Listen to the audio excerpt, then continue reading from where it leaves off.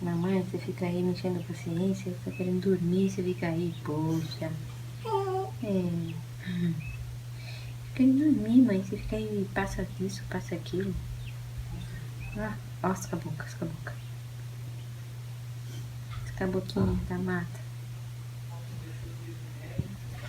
Tá tudo aqui pertinho, as cabecinhas da mata, né, filha?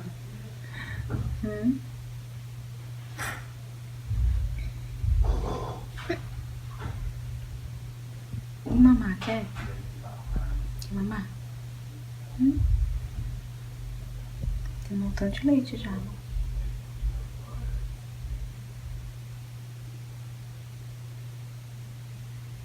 Não quer saber. Ela quer dormir. Não quero saber não. Saber não. Quero dormir, tá? Deixa eu dormir.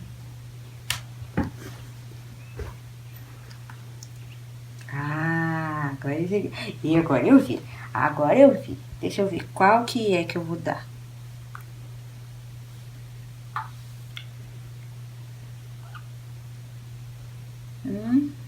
Qual que é? Vamos mamar?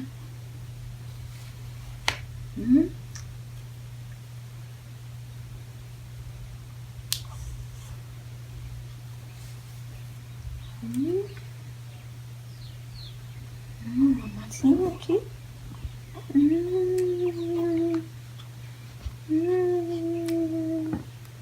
Eita, que eu me dobro toda pra trás, manhã. Vem. Vem, meu amorzinho, bora, mamãezinho, aqui, ó.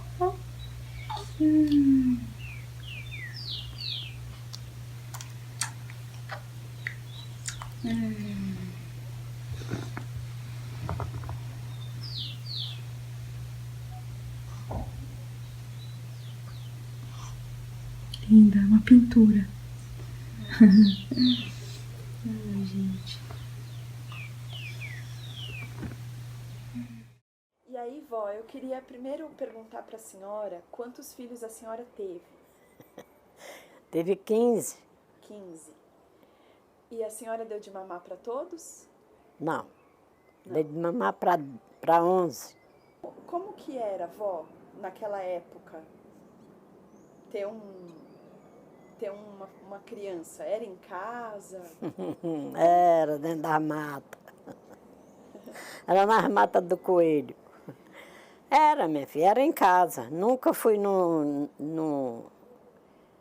Fui no hospital, uma que deu muito trabalho a nascer, eu fui para o hospital, mas as outras foram tudo em casa, com as parteiras, velha, cachimbeira, e não tinha acesso de nada, entende?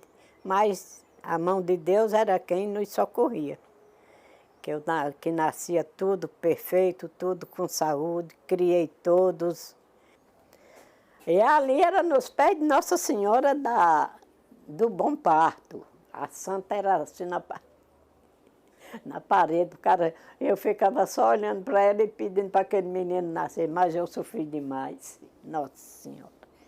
Logo quando eu comecei a ter meus filhos, a minha caminha era de solteiro. Quando já acabava o parto, a caminha ia para outro canto. E o colchãozinho de pá, de capim,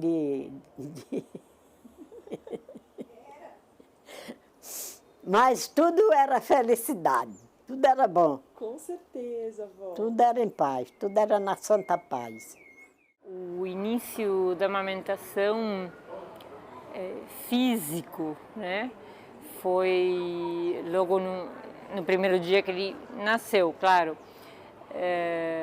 E a gente teve muita dificuldade por um longo período, assim, eu sinto que foi um longo período porque quando nasce um bebê você entra num ritmo muito de presente constante, né? Então acaba estando submergida num lugar que parece que não tem fim. Então parece que o tempo não passa, né? Entra como uma espécie de looping Eu acordava de madrugada, eu não sabia se eu tinha amamentado ou não, se tinha passado 15 minutos ou não. Logo que a Flora nasceu, né, depois no pós-parto, né, na verdade a gente ficou naquela expectativa dos sinais que o leite fosse descer, né, tinha um líquidozinho um pouquinho que é o colostro, né, que seria natural nesse primeiro momento, e eu já sabia, né, da informação que a Carol, que foi minha doula, tinha me passado que no início é primeiro esse colostro que o bebê pode esperar um tempo, né? Inclusive também a neonatal que ficou com a gente falou sobre isso, né? Que o bebê tem uma capacidade ainda de armazenamento de nutrientes. Eu não vi você assim, na hora que eu ganhei você, foi cesárea e tal. E fui ver você só no outro dia de manhã, que a enfermeira já levou você para me amamentar. E ainda era naquela época que era bem enroladinha, com os coeiros, né, com aquelas, o bebê era bem durinho. E eu coloquei você para amamentar, né, para me dar de mamar e tal. Depois ela veio retirar você e ficava no berçário, né, como hoje que fica no quarto, né, com a mãe. Então, ela vinha várias vezes durante o dia com você, trazê-la para me amamentar.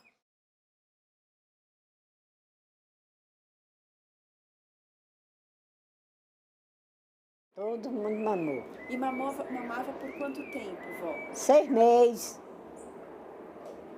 Que era o tempo que... Era o tempo que engravidava.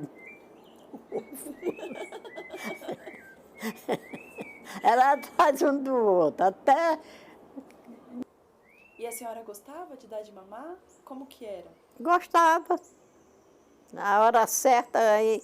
Só que hoje em dia, eles não dão, até hoje não dão nada para as crianças. Mas os meus, eu dava de mamar, mas a mamadeirinha deles, na hora certa, eu dava para eles mamar e dormir o dia todo. Eu não tinha essa história de só dar o peito, não. Eu dava comida também. Desde bebê? Desde bebê. Desde o dia que nasceu, no outro dia em diante, já começava a dava leite, dava uns 2 dedos de leite.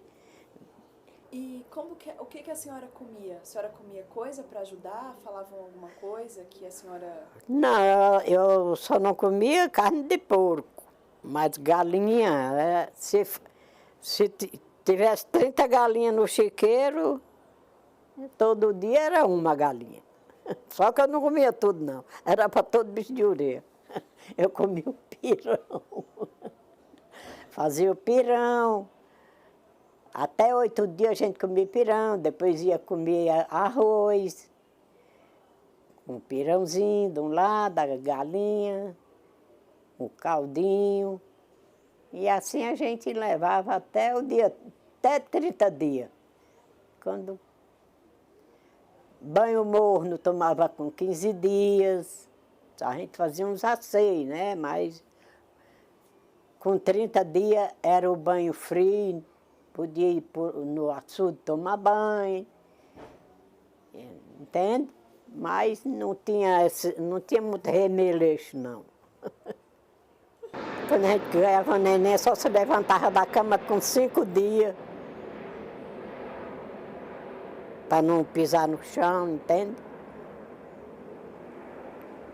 Era muito fino os resguardos do tempo, muito cuidadoso.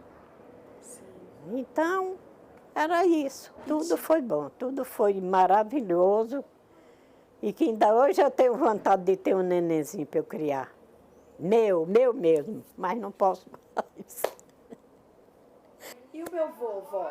Ele não ficava perto, não? Hã? O vô?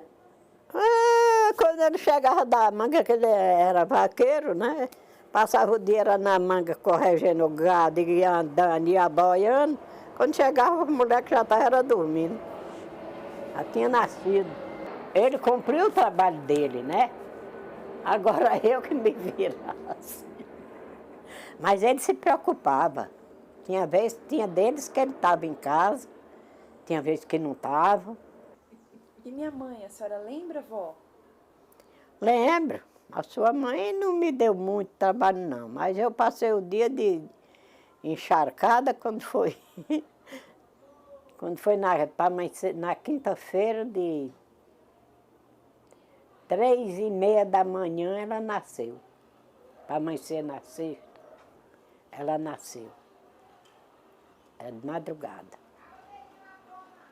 Que por isso que é danada, não tem medo de nada, de enfrentar tudo.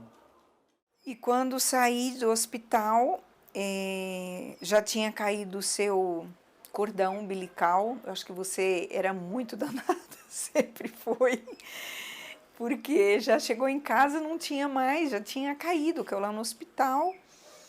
E não tive nenhum trabalho, assim com você. Você pegou o peito, mamava, se esgoelava para mamar. Então, eu ficava muito tempo com você no colo, que acho que você ficou até mal acostumada, né? Porque você mamava e se sentia, acho que protegida, né? E você, quando decidiu também parar de mamar, cortou de vez. Veio as frutas, suquinhos e como falar, as sopinhas, as papinhas e pronto, trocou realmente por amamentar. Mas não que eu quisesse parar de amamentar. Pela minha vontade, eu amamentaria você como seus irmãos até 2 anos, 4, quanto eles quisessem. E todos mamaram até 6 meses. Nos 6 meses era certinho, paravam de mamar. Do Vinícius, eu senti muita febre assim nos seios e tinha muita febre porque o seio era muito grande, porque também a minha mãe falava que é porque ele arrotou em cima do bico do peito. E ele era tão pesadinho que eu colocava ele para mamar, eu deitava na cama e colocava ele de lado. E ele, porque lógico, eu já estava cansada, era o 4º filho, tinha os outros pequenos também para cuidar, nessa época já trabalhava fora. Então, à noite, quando eu ia dar de mamar para ele, eu deitava, eu estava cansada e botava ele assim, deitadinho para mamar, e ele mamava e adormecia. Então, ele arrotava, acho que em cima do bico do peito. E eu tive até que usar uma pomada, porque rachou o bico do seio, sangrou. A hora que ele ia pegar, eu só faltava pouco gritar de dor no bico do peito, mas nem por isso eu deixei de amamentá-lo. E o que eu acho mais lindo na vida é uma criança sendo amamentada e uma criança dormindo. Eu ficava muito tempo em volta do berço quando vocês dormiam, olhando vocês, porque eu amamentava e depois eu falava, nossa, eles estão alimentados e estão dormindo. E eu ficava imaginando, será que eles sonham? Ou será que passa na cabeça? Eu ficava muito tempo em volta do berço olhando. É uma coisa assim, sem explicação, sabe? Você ter um filho e você ainda amamentar, sabe? O alimento sair ainda de você é uma coisa grandiosa. Porque você tem um filho e você sabe que aquele bebê depende de você para tudo. Para tomar banho, para ser alimentado, para cuidar. Ele precisa de você. E isso consome um tempo muito grande. Então, se você ainda tem a preocupação de cuidar de todos os afazeres de casa, de cuidar do bebê, como os maridos que trabalham, aí sai, preocupação de fazer o jantar para quando... Eu acho que o marido tem que ser mais companheiro, tem que participar mais, tanto na gestação como no pré-natal, acompanhá-las, assistir o parto, ser realmente uma entrega, assim. Ela ter saber que ela tem esse apoio, que ela tem, como diz, que ela não está sozinha, que se sente segura. Então, sabe, esse carinho, esse conforto que ela tem, de até ele se preocupar até de fazer o alimento dela, porque a mãe também precisa se alimentar bem para ter um leite bom para a criança, em quantidade, na hora de amamentar, ela tá sossegada. Eu aconselharia que ouvisse uma música, sabe, suave, tivesse num lugar tranquilo, curtindo realmente o seu filho naquele momento, fazendo carinho nele. Eu acho que isso é uma plenitude grande. Eu acho que é isso. Mestre que nos mostra o caminho, nosso sol, nosso destino, onde um beija-flor. No céu já raiou a estrela guia, chamei pelos meus guias, o menino me atendeu. Os anjos trouxeram seu recado e o amor já coroado que na terra floresceu. Acho que esses primeiros meses ali foram muito complicados também muito por causa disso, porque havia um lugar meu, um lado meu que queria ajuda e havia um outro lugar que falava eu posso sozinha. Em algum lugar meu, com essa história da rebeldia, eu associava com uma coisa de submissão. Amamentação, tipo, estar à mercê de um bebê, que cada vez que quer comer, você tem que estar ali e parar a sua vida por isso. Então eu entendo muito quando vejo muitas mulheres, ou leio pra caramba hoje em dia sobre amamentação, eu comecei a pesquisar, havia duas forças que se encontraram, que uma era a minha rebelde, que queria estar independente, não queria ficar à mercê de um bebê, mas ao mesmo tempo uma rebeldia com a sociedade, que é hoje em dia, ou pelo menos a partir da geração dos meus pais, né, que toda a indústria láctea artificial veio com tudo para dizer, mulher, você quer ser independente, então nós temos a solução, temos o leite artificial. Então, eu tinha minha rebeldia em relação a mim, mas eu tinha rebeldia em relação ao mundo. Então eu comecei a me ver de que a rebeldia em relação ao mundo era muito mais forte. Do tipo assim, estão querendo que eu, na verdade, desista. Porque cada vez que eu falava que eu tinha dificuldades para amamentar e que via o bebê mais magro, as pessoas falavam, então dá fórmula e mamadeira e não sei o quê. Era como muito fácil. Aí então eu comecei a minha pesquisa particular. Oi, mãe, seguinte, o que aconteceu quando eu nasci? É algo que você anda pela vida e você nunca para se perguntar. E de repente, quando nasce, ou quando você tem uma amiga, ou quando estuda algo que vincula, você questiona, tipo, como foram meus primeiros dias, tipo, o que eu comia, eu ficava no peito da minha mãe ou não, sem a ajuda do meu parceiro, por exemplo, eu nunca teria talvez conseguido o que conseguimos, que é estar hoje com 2 anos e 1 mês, e ainda estar amamentando, né? Com muita ajuda dele e paciência, nós conseguimos trabalhar na amamentação de diversas maneiras. Há muitas ferramentas, né, hoje em dia, para você não desistir. Que eu tive a sorte de não ter plano de saúde, então eu não tinha um acesso muito rápido a qualquer tipo de médico.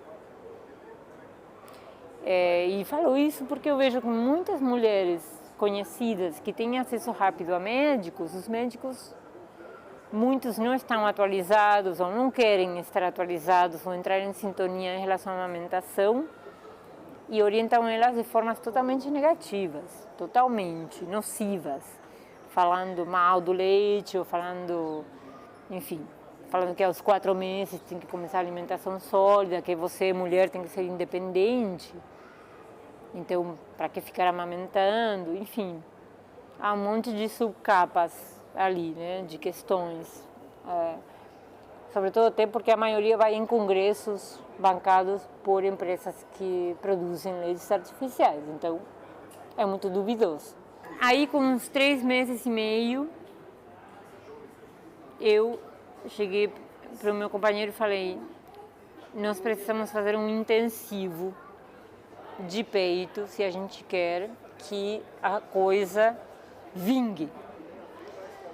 O que era? Era então que eu tivesse que estar ali ao pé, tipo, constante. Então, aos 6 meses, ele já não tinha mais nenhuma. Um dia chegou com 6 meses e não tínhamos grana para comprar a fórmula. Eu vou aproveitar que não tenho dinheiro para a fórmula, que era tipo assim, R$50 a lata, e não vou comprar mais. Vou aproveitar e não compro mais, faço de louca. Eu comprei mais. Então, é isso, não compramos mais. Acabou. Então, ele comia nas horas que a gente comia, café da manhã, meio-dia, não sei o que, tá. E no meio, peito. Com 7 meses, um dia 8 meses, ele pega no meu mamilo, faz assim, pluf, e espirra leite. Com 7 meses. E nós que estávamos juntos, tivemos um ataque de rir, assim, meio que uma surpresa e uma emoção, tipo assim, nossa, ele sabe onde está. Inclusive, se coloca a culpa na amamentação em um monte de coisas, né? Começamos a creche com 1 ano e meio e o primeiro mês ele não queria ficar na creche. Aí até as professoras falavam, isso porque toma peito. Eu falava, gente, como assim, porque toma peito? Porque ainda você amamenta, por isso ele não quer ficar aqui. Eu falava, não, ele não quer ficar aqui porque nunca fica com outras pessoas. Ele não tem família aqui. Ele só fica comigo. Então ele não quer ficar aqui porque não conhece vocês. Não, mas é o peito, acredite, mãe. Acredite, mãe, é o peito que faz isso. Se eu tivesse ido nesse papo, nesse comentário, eu teria deixado de dar peito naquela época. Porque eu precisava muito que ele vá na creche para poder trabalhar, para poder dormir. Eu pesquisei muito, e muito graças a esse grupo de amamentação. E elas falavam uma coisa que na época me parecia tirânica. E depois eu entendi. Elas falavam, a amamentação é 90% empenho e trabalho. 10% a sorte de você geneticamente ter um pouco de leite ou não ter. Mas 90% é determinação e trabalho. É peito. E por quê? Porque é um alimento impressionante. É um bebê que está com 2 anos e o máximo que ele teve, por sorte, estou com madeira, foram resfriados ou gripes. E hoje em dia tem também uma aceitação pelo alimento que não seja o peito incrível. Ele experimenta tudo. Você oferece o paladar dele, e depois eu fui pesquisar, que justamente está comprovado que o paladar da criança que foi amamentada é um paladar que tem tolerância e que tem aceitação por sabores ou subsabores, ou enfim, como se cataloga isso, é muito maior do que os bebês que não foram amamentados.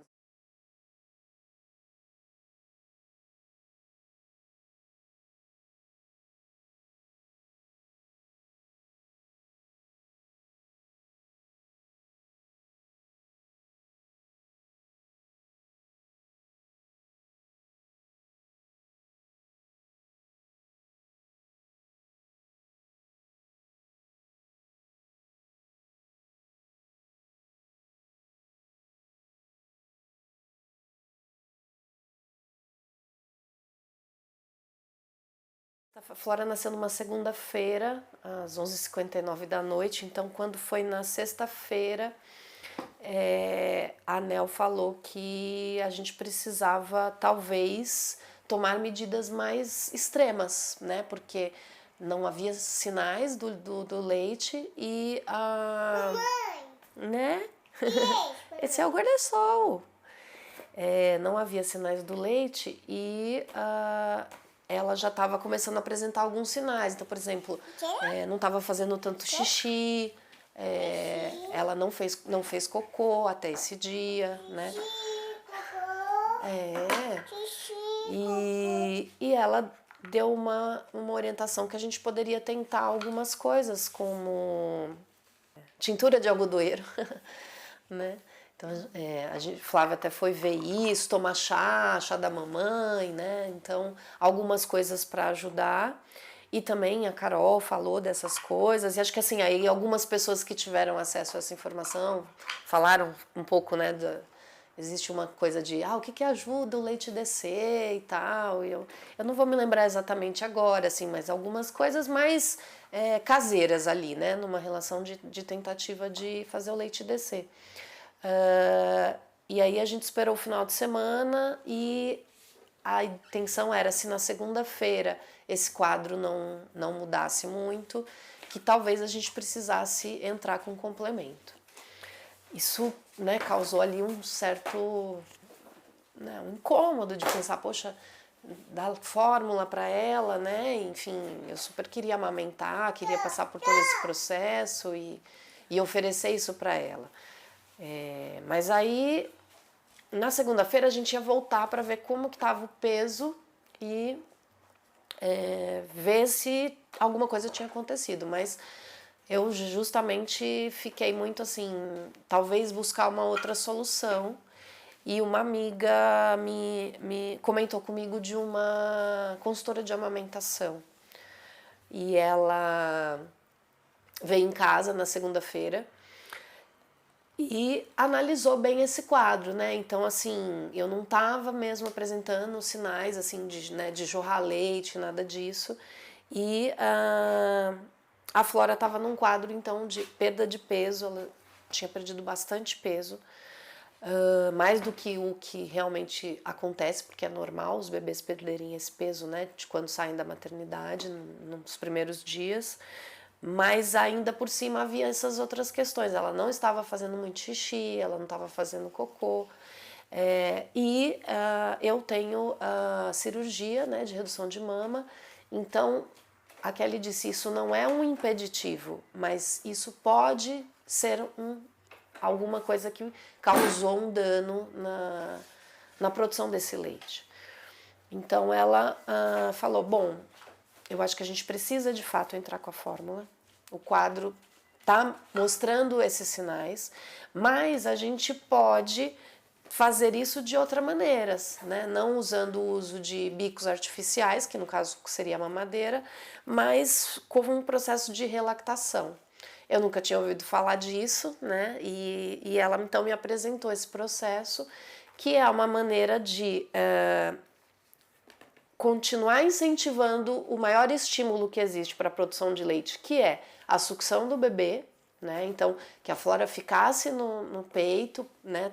Sugando, mas ela iria receber o leite, a fórmula, né? No caso, através de uma sondinha, né? Existe até um kitzinho que é possível comprar pronto já para fazer relactação, mas a Kelly me ensinou uma forma de fazer com material simples. Então a gente comprou uma mamadeira, cortou o bico, fez um furinho e o uso de uma sondinha. E aí com isso então eu colocava essa sonda na boca da Flora e no movimento que ela fazia para sugar o peito, ela ao mesmo tempo sugava o leite e conseguiu se alimentar. Então, essa hora que ela tomou esse primeiro leite foi bem impressionante, assim, ela de fato ficou mamada. Ela chegou a dormir, assim, né? De quando você come muito mesmo, e imagino que ela devia estar sentindo já fome, porque apesar de ela ter o estoque ali, de poder ficar alguns dias, ela, na verdade, já estava há muito tempo, né? Já era uma semana e todo esse quadro, né? Enfim. foi bom, né, poder ter, enfim, ver que ela tinha se alimentado, mas ao mesmo tempo através do leite artificial. Então acho que tem um sentimento duplo aí, né, de satisfação e de não estar conseguindo ainda realizar a produção do leite. Mas é isso, aí assim, a ideia era, vamos trabalhar para fazer medidas para que esse leite possa tentar voltar. E esses estímulos, ela mamando nesse peito direto, e então todas as vezes que a gente fazia, que ela ia tomar mamar, ela tomava dessa maneira, assim, né? Então, a ideia era continuar estimulando, continuar tomando chá da mamãe, tintura de algodoeiro, enfim, para ver se o leite descia.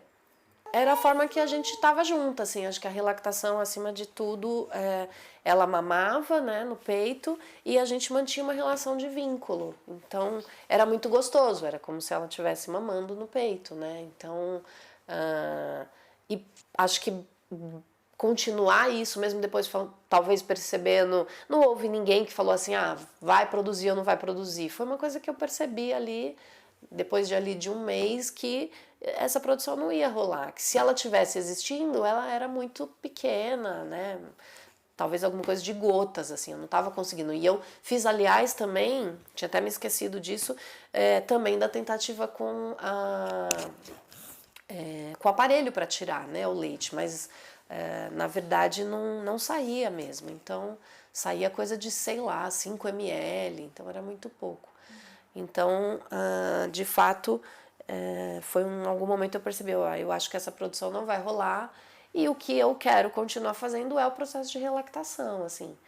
Então, até os 9 meses, ela mamou somente no peito através da relactação, né? Às vezes nem todo mundo quer atuar em todas as frentes, né? Acho que pode ser uma escolha da doula também ter uma formação de amamentação, porque se ela tem, eu imagino que esse processo seja muito bom, porque ela já vai dar esse suporte da amamentação de cara. No entanto, acho que quando não tem, por escolha, enfim, acho legítimo, né, de não ter, acho que é importante a coisa da rede, assim, de uma doula, na verdade, eu acho que todas as áreas que envolvem, né, alguma coisa assim, ali ligada à amamentação, o quanto essa pessoa puder conhecer pessoas que ela confia, que ela sabe como atua, eu acho que isso vai ser muito rico para essa mulher que ela está atendendo, porque ela já vai poder trazer isso. Olha, eu consigo te passar até aqui. Daqui em diante, vamos chamar uma pessoa que estudou, que já vivenciou outras experiências, né? Então, acho que essa rede de apoio ela é bem importante mesmo, porque a doula vai poder ajudar essa mulher, né? A amamentação, e aí tudo que for, qualquer outra coisa que aconteça nesse início, né? No sentido de se cercar de profissionais, de pessoas que têm o mesmo olhar que ela tem, que têm a mesma relação de cuidados, mas em áreas mais direcionadas. Uma coisa também que acho que é bem importante, né? Isso é uma coisa que sempre eu ouvi bastante, e aí ao vivenciar isso, fazer parte de grupos, assim, ir para rodas de conversa. A gente fez isso juntas, né? Eu e a Carol, antes, pensando até na parte mesmo do parto e tudo mais, mas depois na amamentação eu acho que é muito bom, porque é muito legal você ouvir outras mulheres, né? Você vê essa questão de que, por exemplo, poucas mulheres talvez façam a relactação, ou na verdade fazem, mas fazem em casa, mas aí quando você olha a outra, você fala, poxa, olha, ela tá fazendo, aí você se encoraja, você fala, eu também posso fazer, né? Também você vê as dificuldades e o que dá para você fazer, mas ao olhar a outra, você se fortalece, né? Acho que a gente se fortalece de ouvir as histórias, né? Sejam elas de situações que deram certo ou não. Então, os grupos foram bem positivos e, assim, os relatos são diversos, né? Porque as dificuldades na amamentação podem ser inúmeras. Até, inclusive, o excesso de leite, né? No meu caso, foi a falta, mas existem mulheres que têm o excesso e isso também é uma questão, né? Também pode implicar em muitas coisas. Então, a rede de apoio ali de outras mulheres acho que é bem importante. E essa questão mesmo acho que o fundamental é se cercar de bons profissionais. Eu acho que a gente pode falar assim, essa pessoa conhece isso, tem experiência, né, para falar sobre. Isso pensando também para além da medicina, né, dessa medicina mais dura, né, dessas relações que simplesmente já levam a amamentação para um lugar do mercado mesmo e tudo mais, enfim.